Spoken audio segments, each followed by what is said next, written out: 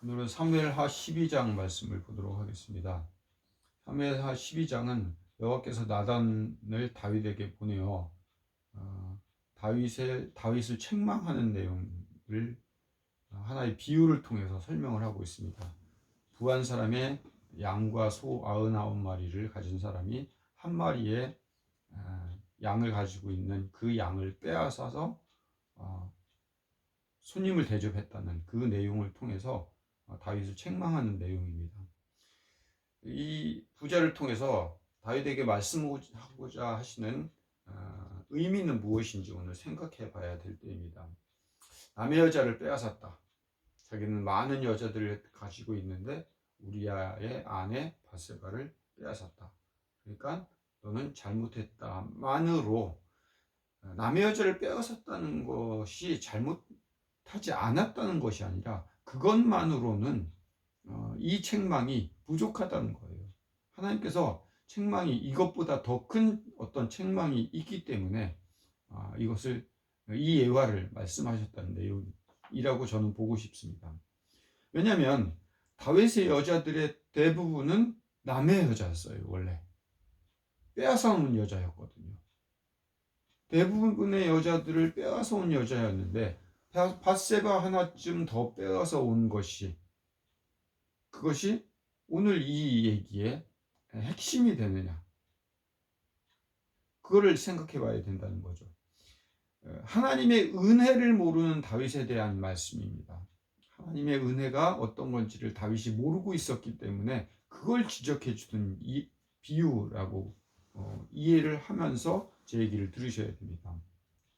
이 부자의 비유를 통해서 선택받은 백성인 우리들에게 하나님께서는 우리를 보고 부자라고 얘기를 하십니다. 우리가 부자입니다. 믿지 않는 자가 오히려 한 마리 양을 가지고 있다. 이렇게 한번 생각을 해봅시다. 하나님을 모르는 자들에게 대해서 가난한 자.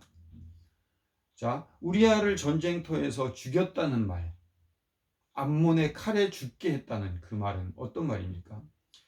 마땅히 하나님의 자녀이고 다윗으로 살아가야 할 우리들에게 부여된 우리의 책임과 우리의 일을 원수들에게 넘긴 거예요.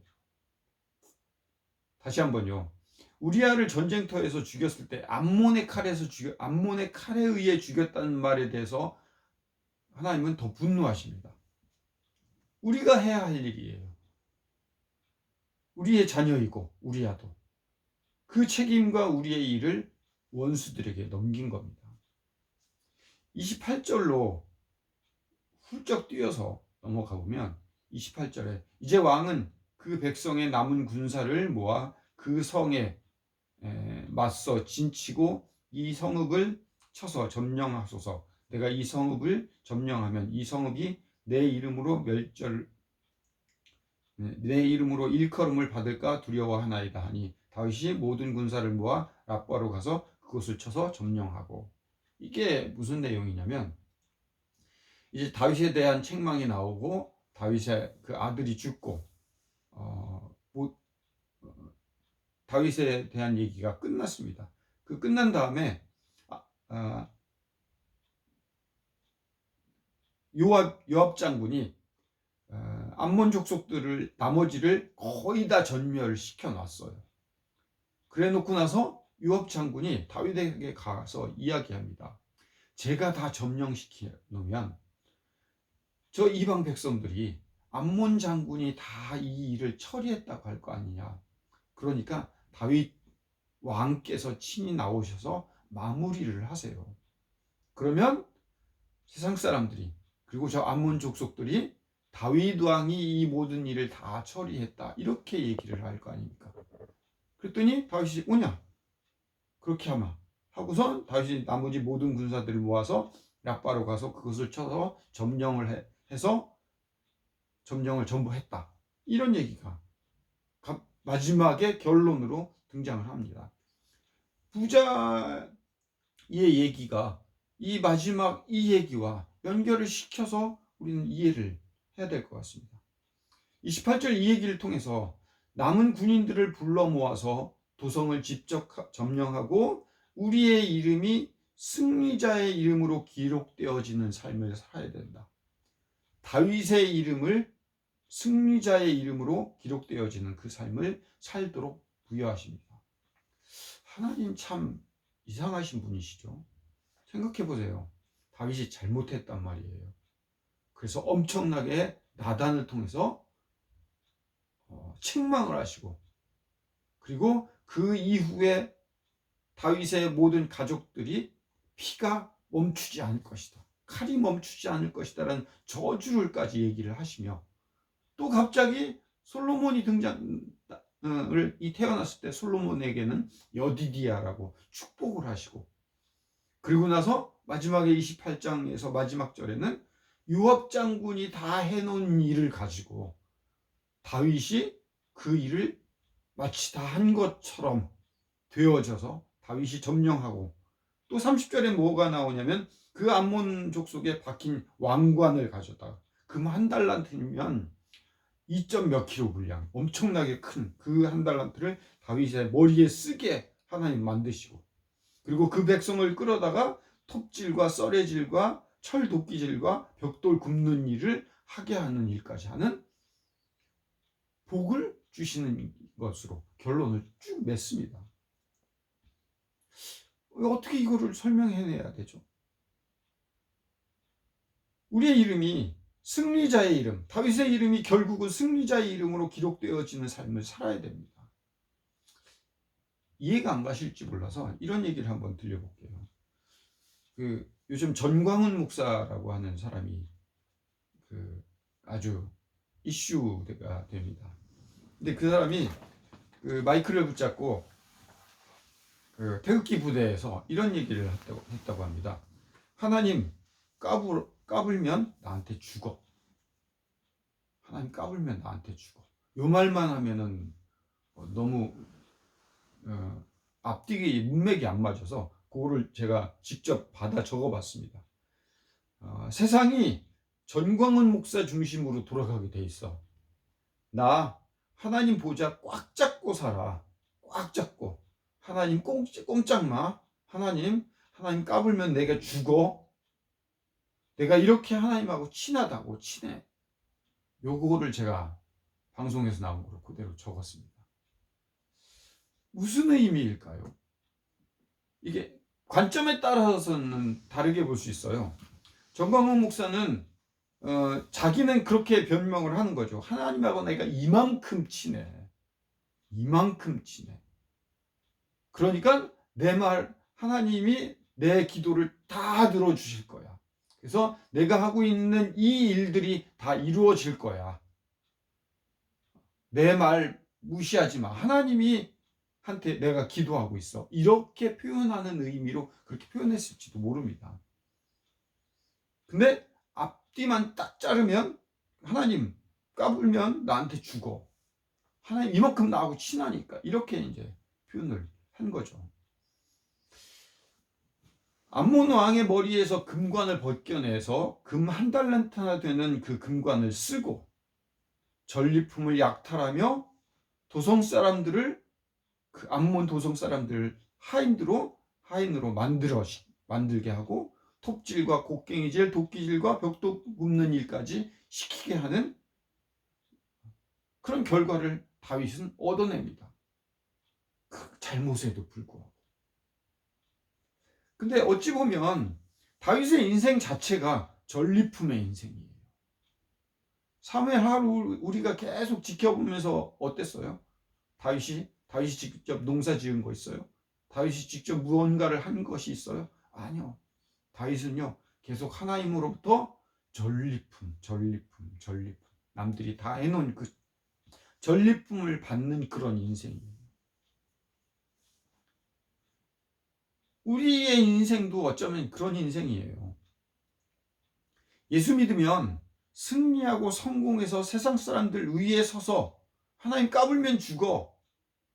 왜냐하면 다윗만큼 친한 내가 세상이 내 중심으로 돌아가. 이렇게 얘기하고 있는 전광훈과 우리가 다를 바가 뭐냐고요. 우리 크리스찬들이. 하나님은 우리 크리스찬 더 좁혀서 여러분 한 사람 한 사람을 중심으로 사실은 돌아가게 하고 있어요. 그래서 우리는 전리품을 받아서 사는 인생들이에요. 우리의 노력과 다르게 우리의 도성 사람들이 대신 톱질과 곡괭이질과 도끼질과 벽돌 굽는 일을 하게 합니다.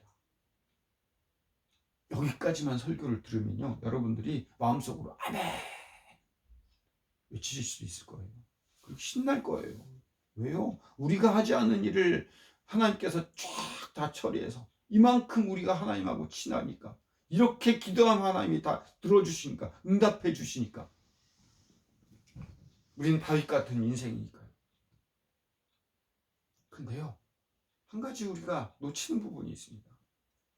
하나님께서 다윗을 통해서 하나님께서 궁극적으로 무엇을 하게 하시려고 하는 거예요, 우리에게. 하나님이 세상에 존재하시면서 세상이 하나님 중심으로 돌아가는 것을 알게 하기 위해서 다윗을 사용하신 거예요. 그걸 알아야 돼요.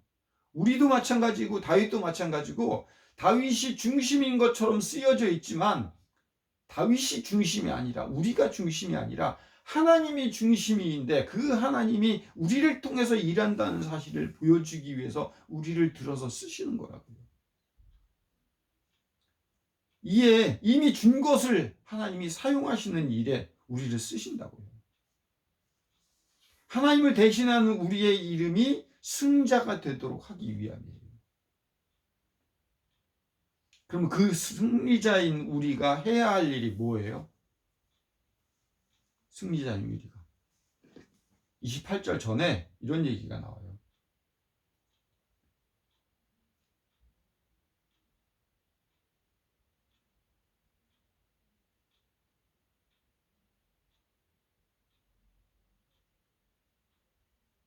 자, 13절에 다윗이 나단에게 이르되 내가 여호와께 범죄를 범하였노라 하며 나단이 다윗에게 말하되 여호와께서도 당신의 죄를 사하셨나니 당신이 죽지 아니하리로니와 이 일로 말미암아 여호와의 원수가 크게 비방할 거리를 얻게 하였으니 당신의 낳은 아이가 반드시 죽으리라 하고 나단이 자기 집으로 돌아가니라. 우리의 아들 아내가 다윗에게 낳은 아이를 여호와께서 치심에 심히 앓는지라. 이제 승리자가 해야 할 일들이 뭔지 아십니까? 자식이 죽는 일, 그리고 자식이 자신을 죽이는 일. 압살롬이 와서 자신을 죽이는 일을 해요. 마누라들이 대낮에 압살롬 때문에 겁탈을 당해야 돼요. 그리고 자식 때문에 도망 다녀야 돼요. 그리고 나중에 그 압살롬이 죽어서 자식이 먼저 죽는 고통을 당해야 돼요. 그리고 그 일들 때문에 배신당해야 돼요. 주변 사람들한테. 그리고 그 배신당하고 다시 돌아올 때 꼴보기 싫은 배신자들을 상대해야 하는 일을 다윗을 통해서 시킵니다. 다만 다윗이 잘못했기 때문에 잘못한 것에 대한 벌을 받는다 정도로 권선징악으로 이렇게 성경을 이해하시면 안 돼요. 우리를 하나님께서 사용하셨기에, 그리고 다윗을 부르셨기에, 우리의 잘못도 하나님은 어느 순간에 그래? 잘못했으니까 용서한다.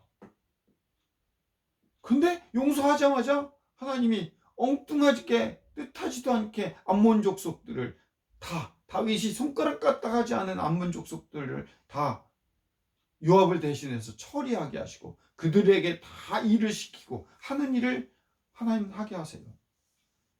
다윗 좋으라고요? 아니요. 하나님의 이름이 드러나더라고요.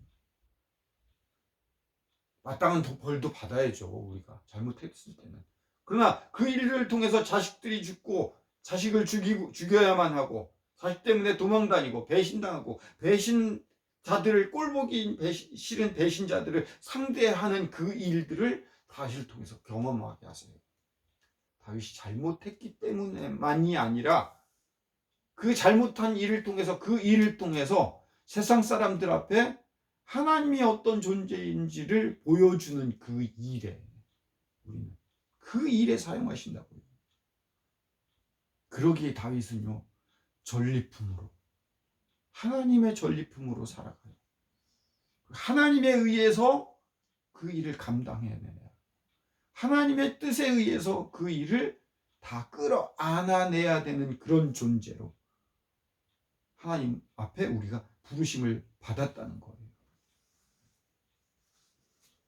내가 기도하면 이 일이 이루어져.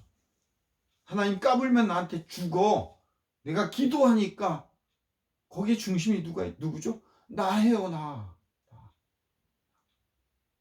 그래서 일이 이루어져서, 그래서 내가 기도한 것들이 기도해서 뭐 오늘 비가 오는데 비가 오지 말아야 되는 않은 일이 발생하고 돈이 나가야 되는데 돈이 나가지 않은 일이 발생을 해서, 그래서 감사하고, 내가 기도하기만 하면 아픈 사람들이 안 아파지고, 거기 중심이 누구죠? 나예요, 나. 그렇지 않아요. 다윗은 하나님에 의해서 전리품을 받을 때가 있고, 하나님에 의해서 아무것도 하지 않았지만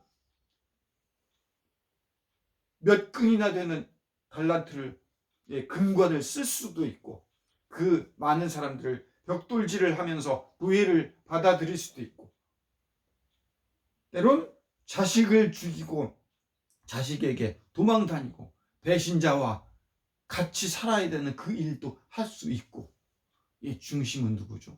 하나님이에요. 하나님. 우리의 중심이 하나님이고, 우리는 그분의 쓰임에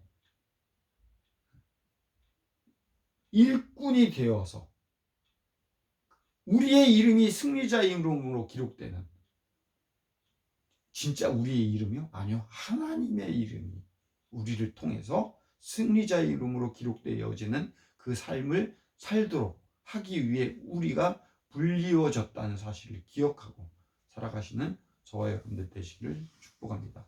기도하겠습니다. 하나님, 기도해서 무언가를 받아내고 기도해서 무언가를 이루어졌다는 것이 하나님의 뜻이 아니라, 하나님에 의해서 우리가 빈곤에도 처할 줄 알고 풍부에도 처할 줄 아는 하나님의 뜻에서 우리 뜻에 의해 우리가 움직여질 수 있는 승리자의 이름이 우리가 아는 하나님의 이름으로 기록되어지는 그런 삶을 살아갈 수 있는 주의 백성들 되기를 소망합니다. 주님 도와주시옵소서. 예수님 이름으로 기도드립니다. 아멘. 이제는 우리 구주 예수 그리스도의 크신 은혜와 아버지 하나님의 극진하신 사랑하심과 성령님의 교통 인도 내재하심이 이 설교를 듣는 모든 자들 머리 위에 영원토록 함께하여 주시기를 간절히 축원하옵나이다. 아멘.